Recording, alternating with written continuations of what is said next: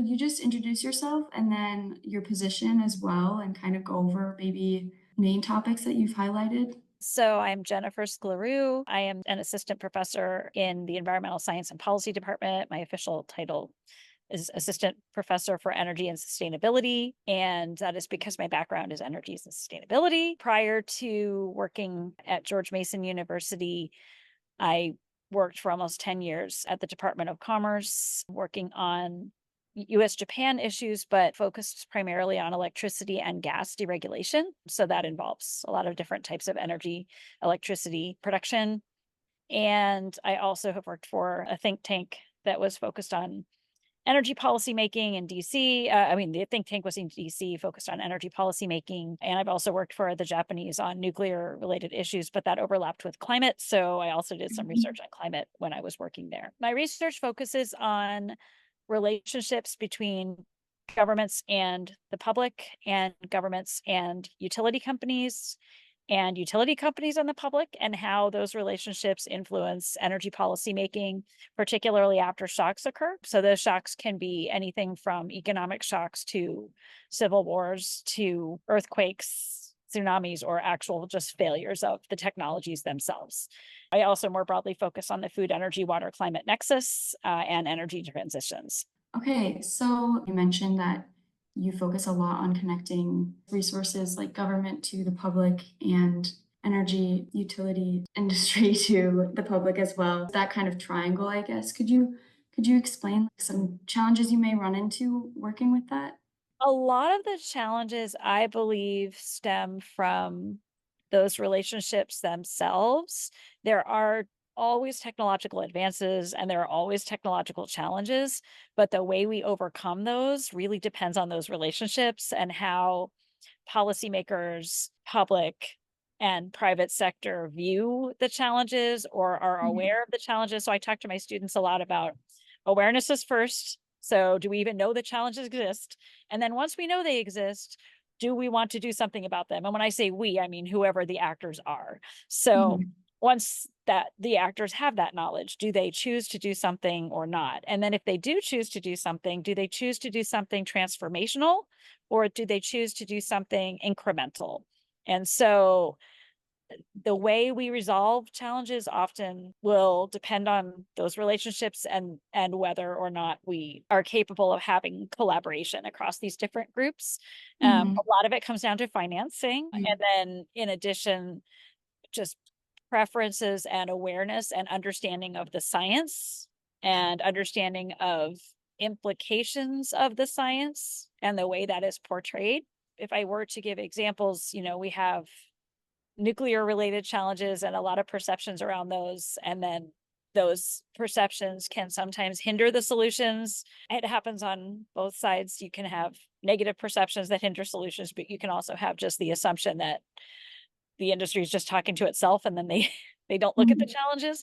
That is a separate two separate sets of issues. In terms of hydropower, because I know you were interested in that, we have a lot of large dams all over the world, and Mhm. those have been a challenge for a lot of places. They've been hugely helpful when it comes to production of power for places that don't have other resources, but then as we have seen dam failures occurring and also climate change where we have seasonal fluctuations that have gotten more extreme in terms of when that water is available for power production. All of Mhm. that has kind of produced additional challenges that again these relationships make a difference because once there's a recognition, that awareness that these challenges exist, then there's a way to address them, but it's difficult to do if you don't have the awareness and then the collaboration. And I tend to focus more on personally on the smaller hydropower. So small hydropower and micro and pico hydropower, because those don't involve large dams and they don't Mhm. involve large infrastructure. They do involve some infrastructure, but they don't affect the ecosystems the same way. So that's why the project that I had started at Mason that we're still working on, the pandemic interrupted us, was to put hydropower microturbines designed by the students into the stormwater system, the existing stormwater system at Mason, because I feel like the electricity infrastructure and the water infrastructure, when you're talking about stormwater mitigation, flooding mitigation, those can be combined and be collaborative. And it's just a matter of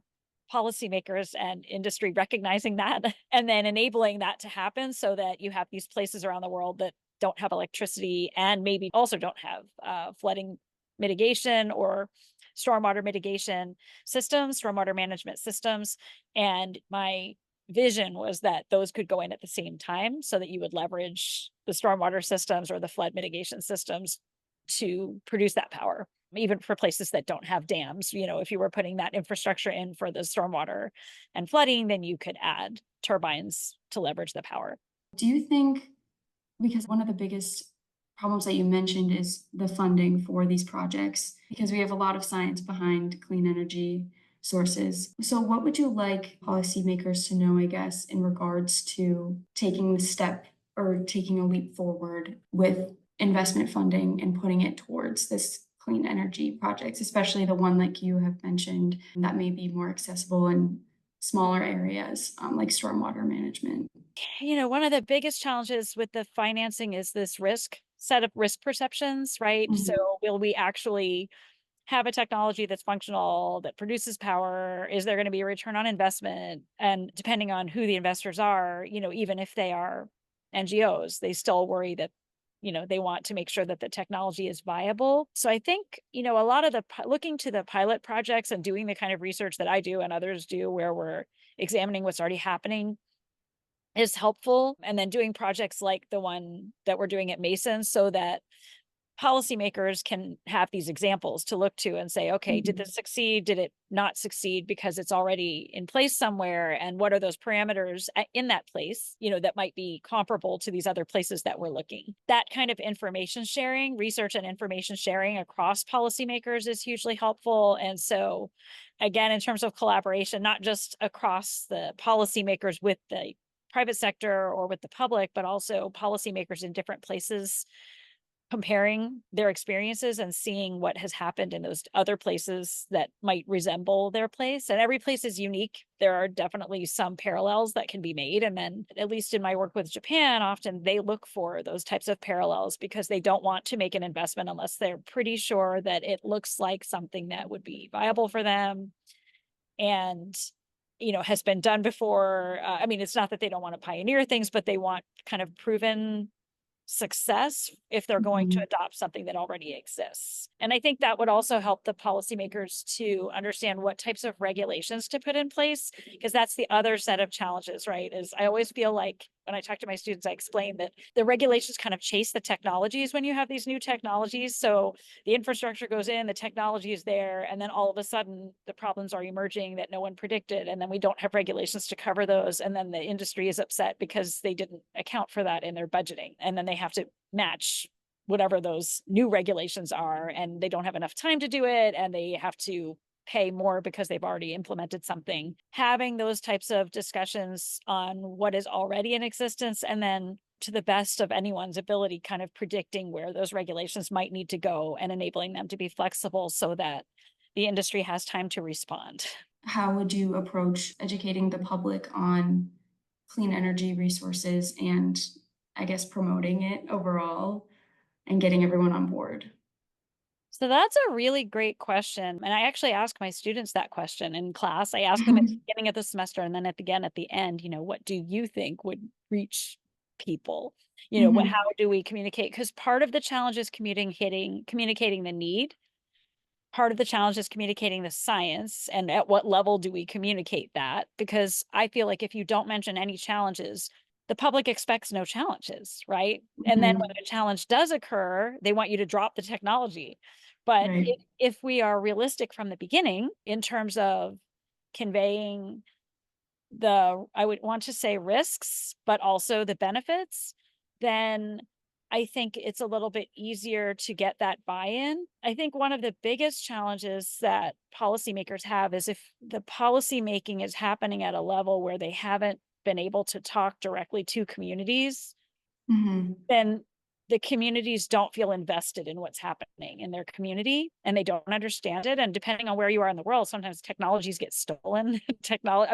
Just because nobody understands why it's there, right? Or it breaks down and no one knows what to do because they didn't learn how to maintain it. So I think Mhm. those connections with the communities, not, in this country, I think often we think about, TV ads or radio ads or billboards. And that might be helpful in some places.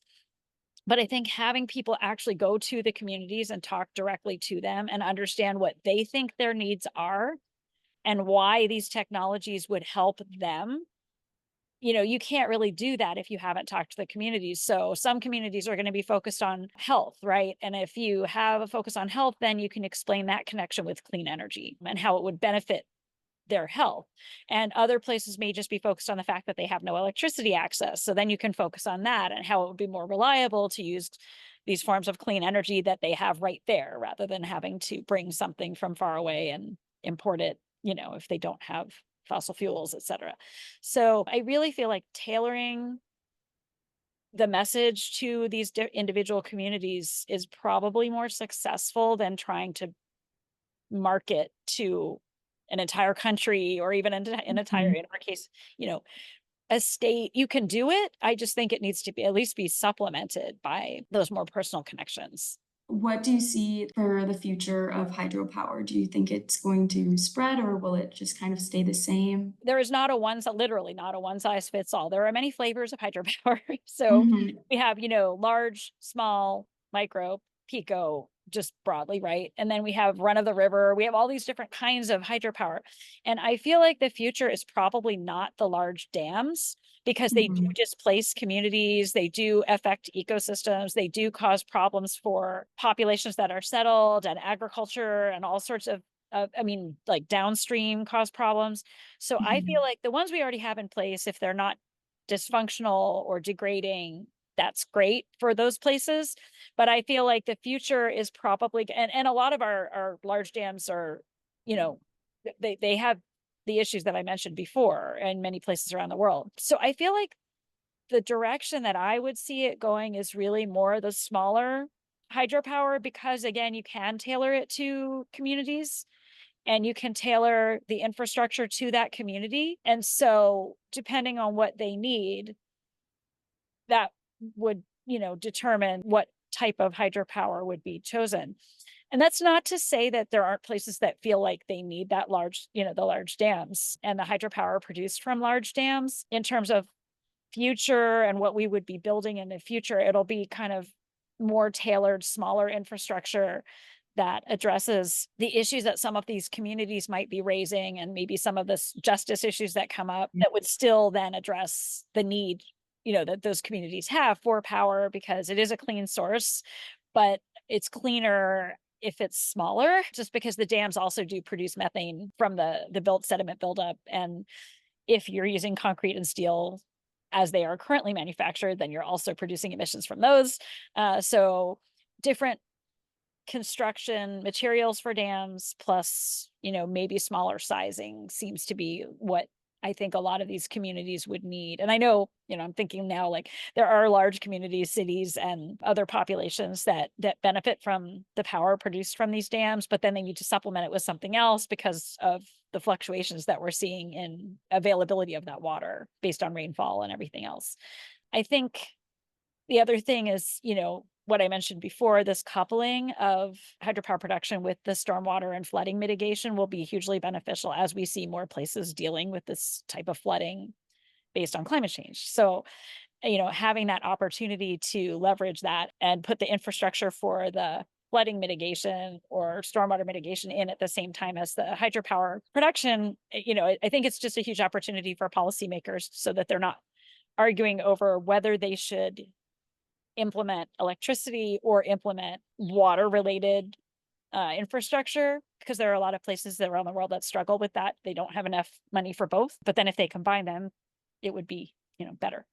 Okay, that's awesome. Well, I think that's all the questions that I have. You covered pretty much everything. Okay, great. I'm Okay. very excited that they have these opportunities for students. Yeah, it's been a great summer and I've learned a lot, so I'm excited.